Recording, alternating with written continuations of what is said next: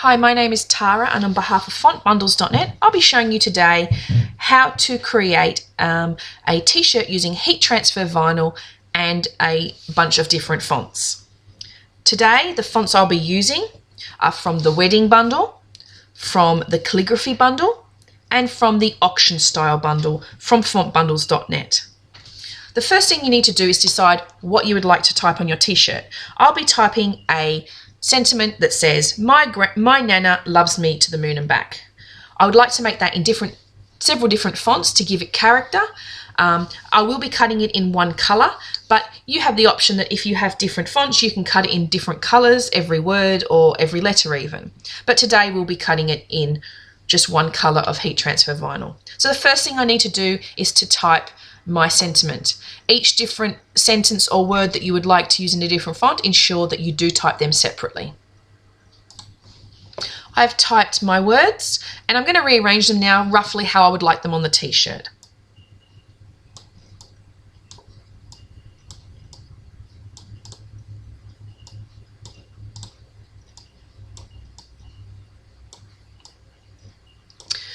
Once you've done that, you can start using the fonts that you would like to use in your t-shirt.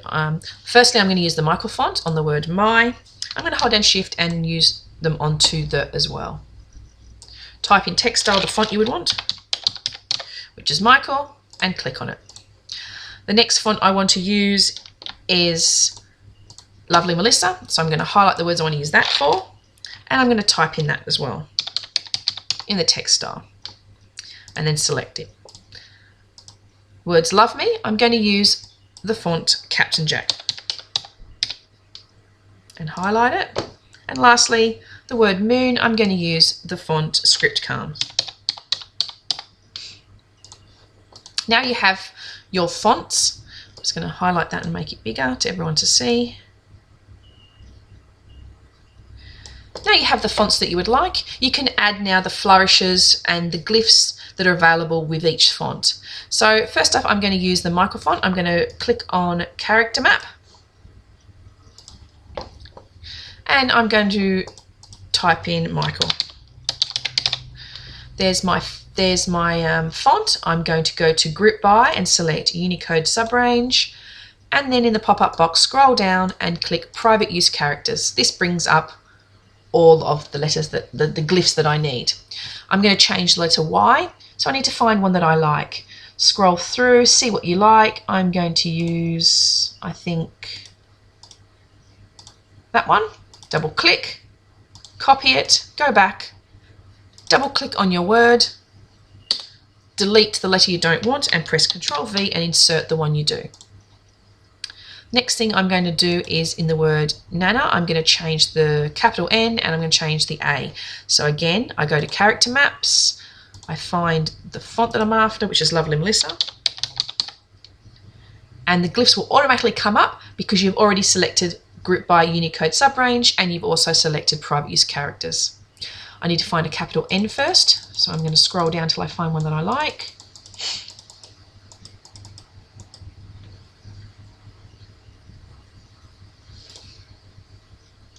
And I quite like that one. So I'm going to delete what I already have in my box and double click on that, copy it, double click on the word Nana, delete the N, Ctrl V and pop that in. Do the same thing again for the letter A. I'm going to also change the and symbol and I'm going to do the letter K as well. I've changed all the glyphs that I would like to change, which was the A, the and in the back. And the next thing I just need to do is move them across. And now all I need to do is to change the word moon. I'm not actually quite happy with the O's being so far apart. So what I need to do is ungroup them. So I'm going to click Ungroup. And then I'm going to drag with my left arrow key the letter O across until it overlaps. Once the two overlap, highlight both and click Weld. And that will join them together. Also, with this particular font, you can see that there are a few little oddments that are here, and this is the font itself, but when we're cutting heat transfer vinyl, we don't want to be cutting these little bits. So double click, and then go to your point editing and delete those points.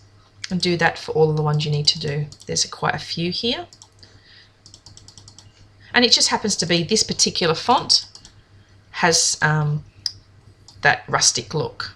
Just double check the letter N. I can see one there, double click, and you can remove those as well. All I need to do now is to line everything up. So I'm going to move the O's across, and I'm going to click on the N. I'm going to do the same thing again and move the N across so I can have it where I would like it. Highlight all four and group them.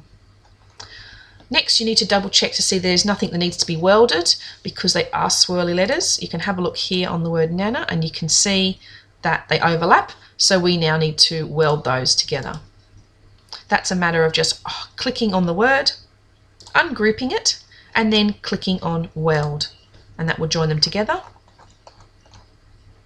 Do the same thing with the letters to and the word back. Once you have welded everything together, it's now time to make everything fit, so to speak. So we just need to rearrange everything. I'm going to make that word slightly smaller. The to and the are going to be smaller, and I'm going to pop them on an angle. So use the tool there. Nana needs to be larger. And the word my, I want to fit perfectly in there, but I need it a little bit smaller, so I will make that smaller accordingly. And the word and back need to be just that little bit larger. And we can fit that there, and can fit right in there. So if you're happy on how that looks, and I'm just going to move that across just a little bit, tad more, as well this, because I want them to all line up a little bit. Once you're happy on how it looks, I'm going to add a little swirl at the bottom by using a Michael font. The Michael ornament font has plenty of swirls, so I'm going to find that. You can click on it, and you can't see what the ornaments are, but I know that a capital T will give me a flourish, so I'm going to put in a capital T, and then when I've got that, I'm going to make that larger, pop that down there. If you're happy with how it looks, highlight everything and group it.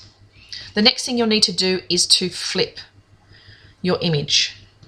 I'm just going to actually adjust that slightly because the N is not right. So these are all the little things you just need to check, because you don't want anything overlapping with heat transfer vinyl, because then it will cut out smaller pieces. That's a little bit better. I can highlight that all again and group it. And now you'll need to flip it. So go over here to replicate, and you've got a mirror right option. If you click on that, that will flip everything for you. And then you can drag that off and you have your image in reverse. When you cut heat transfer vinyl, you have to cut in reverse because you put it in backwards, so then when you iron it, you iron on the plastic carrier sheet to iron it onto your t-shirt. Just make sure the size is correct. This is pretty much close to what I want for the t-shirt I'm using. You then just need to go to your cut, adjust cut settings, ensure that it comes up highlighted, and then pick the heat transfer material option that you're after. Silhouette Cell heat transfer vinyl material, and it gives you pre-set thicknesses to cut. If you aren't sure of the thickness, I always advise to do a test cut, which is down here, and you click on test cut, and that will give you an idea if it's the correct thickness to cut. I hope you've enjoyed this video. Please check out the rest of the blog post, because I'll be showing you how to attach and iron on the t-shirt and the heat transfer vinyl onto your t-shirt. Thank you.